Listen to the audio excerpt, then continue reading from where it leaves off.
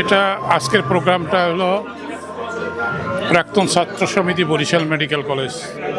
তো ঐতিহ্যবাহী অত্যন্ত পুরানো একটা সংগঠন এবং পুরানো মেডিকেল কলেজগুলোর মধ্যে প্রথম যে সংগঠনটা হয় সেটাই বরিশাল মেডিকেল কলেজের প্রাক্তন ছাত্র সমিতি।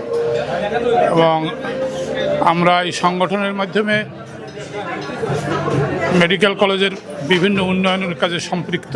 একই সাথে এই মেডিকেল কলেজের কৃতি ছাত্রদের মধ্যে বৃত্তি প্রদান করার মাধ্যমে দিয়ে আমরা তাদেরকে সাহায্য সহযোগিতা করছি। একই সাথে আমরা মেডিকেল কলেজের সার্বিক উন্নয়নে বিগত বহু বছর ধরে কাজ করে যাচ্ছি এবং এই কাজের পরিধি আরও বাড়াবার জন্য আমাদের এই বর্তমান কমিটি সচেষ্ট।